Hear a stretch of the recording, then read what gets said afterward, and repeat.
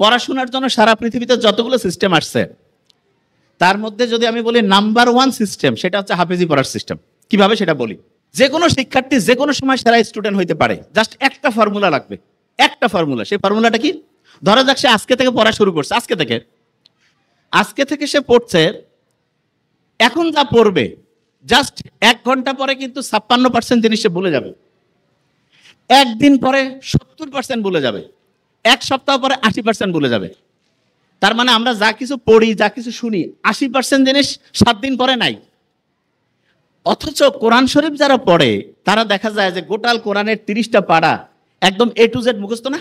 তারা কিভাবে খেয়াল রাখে? কেউ যদি হাফেজি পড়াটা দেখে, দেখবে যে হাফেজিতে যারা পড়ে ভোরের টাইমে তারা একটু পড়ে এবং সকালে আবার একটু পড়ে, পড়ার পরে দুপুরের পর থেকে তারা রিভিশন দেয়, মাগরিবের পরে তারা রিভিশন দেয়, এশার পরেও রিভিশন।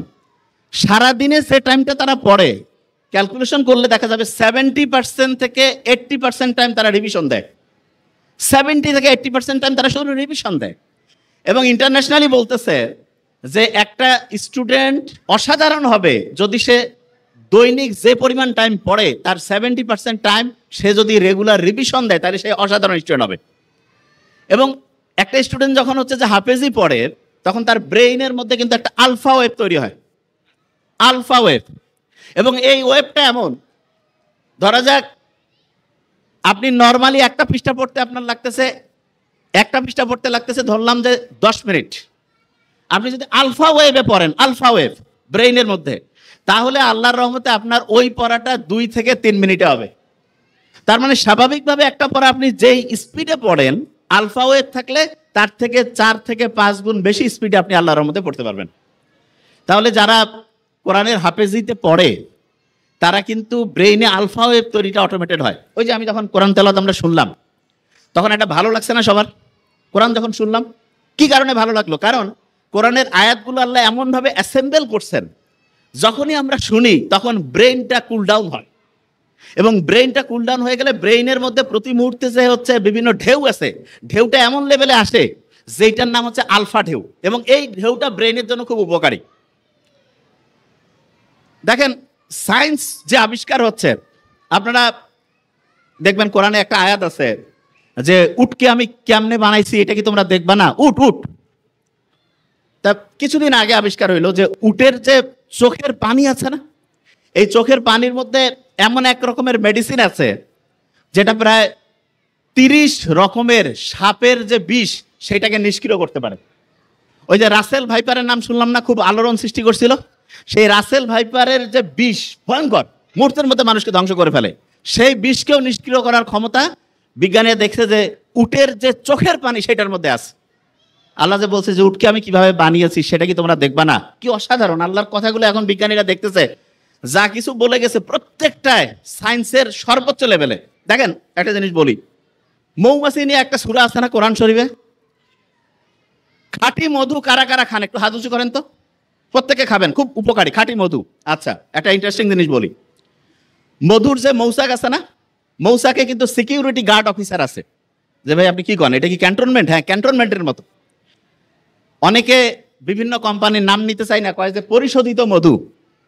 পরিশোধিত মধু, বাপমার ভালোবাসা যদি কয় পরিশোধিত ভালোবাসা, এটা কি হবে? ওইটা তো 100% অরিজিনাল, কিসের আর পরিশোধন করবে? তা মৌচাকের মধ্যে সিকিউরিটি গার্ড অফিসার থাকে। একটা মৌমাছি যখন আসে, আসার পরে তাকে চেক করে। এই যে এয়ারপোর্টে ঢুকলে যেমন মেটাল ডিটেক্টর দিয়ে চেক করে না, এরকম প্রত্যেকটা মৌমাছিকে আলাদা আলাদা করে চেক করে। চেক করার পরে যদি দেখে তার মধ্যে কোনো জার্ম আছে, কোনো জীবাণু আছে, তাহলে তাকে আসসালামু আলাইকুম বলে বিদায় করে দেয়, ঢুকতে পারবে না। সে আবার নিজে পরিষ্কার হয়ে আবার এসে চেক করে, যদি দেখে যে অপরিষ্কার আছে আবার ফিরায় দেয়। তৃতীয়বার আবার আসছে, আবার যদি দেখে অপরিষ্কার তাকে মেরে ফেলে। মারাত্মক। তার মানে এমন একটা সিকিউরিটি সিস্টেম মৌচাকের সিকিউরিটি অফিসাররা করছে, প্রত্যেক ফোঁটা মধু 100% অথেন্টিক পিওর।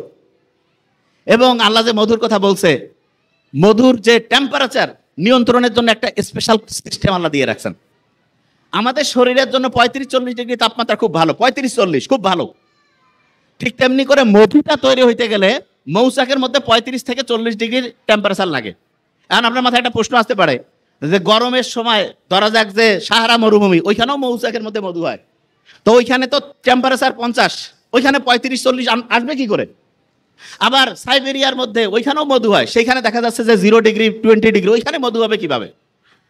শুনলে অবাক হবেন, মৌচাকের মধ্যে যে মৌমাছি আছে সেই মৌমাছির মধ্যে এয়ার কন্ডিশন মেশিন আছে। কিরকম? ওদের যে ডানা আছে না, ডানার মধ্যে 2 রকম প্যাটার্ন আছে। একটা ডানা হচ্ছে উপর থেকে নিচে ঘুরে, আর একটা নিচ থেকে উপরে ঘুরে। ওই যে ফ্যান যেমন আছে না, ফ্যান উপর নিচ করলে দেখবেন আপনি, এটা এক্সাম্পল হচ্ছে কিছু এয়ার কুলিং মেশিন আছে, গরমও দেয় ঠান্ডাও দেয়, হিটও করে, এয়ার কন্ডিশনিং। ঠিক তেমনি করে ওই মৌমাছির পাখাগুলো যখন ডান পাশে ঘুরতে থাকে তখন টেম্পারেচার আস্তে আস্তে আস্তে বাড়তে থাকে। মৌমাছির পাখাগুলো যখন বাম পাশে উল্টা দিকে ঘুরতেছে, ফ্যানের উল্টা দিকে, তখন দেখা যাচ্ছে আস্তে আস্তে তাপমাত্রা কমতেছে। এবং এরা এত সায়েন্টিফিক, যখন এই টেম্পারেচার 35-40 এসে গেল তখন ঘোরাঘুরি বন্ধ করে দিল। মৌমাছির মধ্যে যে বুদ্ধি আল্লাহ দিছে, মানুষ যদি মৌমাছি নিয়ে গবেষণা করে তাহলে দেখবে যে আল্লাহ উপর থেকে প্রত্যেকটা জিনিস মানুষের প্রয়োজন অনুযায়ী ডিজাইন করছে, প্রয়োজন অনুযায়ী। দেখেন, আপনারা আবু লাহাবের নাম শুনছেন না? আবু লাহাব সম্বন্ধে কিন্তু কোরআনে আল্লাহ বলেই দিয়েছে একদম স্পষ্ট করে যে সে জাহান্নামে যাবে। এবং আবু লাহাব যদি ইসলাম কবুল করতো তাহলে কিন্তু কোরআন ভুলে যেত, বুঝলি? কারণ আল্লাহ নিজে বলছে যে ও জাহান্নামে যাবে। কিন্তু দেখেন, আল্লাহ কিন্তু মানুষের অতীত, বর্তমান, ভবিষ্যৎ সব জানে। কারণ আল্লাহর কাছে টাইমের কোনো হিসাব কিতাব নাই, সব একই, সব কিছু ওনার কাছে স্থির, কোনো কিছু আগে পিছে কিছু নাই। এবং উনি বলে দিয়েছে আবু লাহাব হচ্ছে যে আগুনে পুড়বে, তার স্ত্রী গলার মধ্যে রশি লেগে হচ্ছে মরবে। এবং দুইটাই প্রমাণিত হয়েছে, দুইটাই। আবু লাহাব ইসলাম কবুলও করলো না, সে যদি খালি কবুল করতো আলাদা হয়ে যেত ইতিহাস। এসে বলতে পারতো যে আল্লাহ, আমি ইসলাম কবুল করলাম, তোমার কোরআন তো মিথ্যা হয়ে গেল। কারণ কোরআনে তো বলেই দিয়েছে যে আবু লাহাব অনেক কয়েক বছর বেঁচে ছিল যখন এই কোরআনের আয়াত নাজিল হয়েছে, কিন্তু তারপরে উনি কিন্তু ইসলাম কবুল করতে পারে নাই।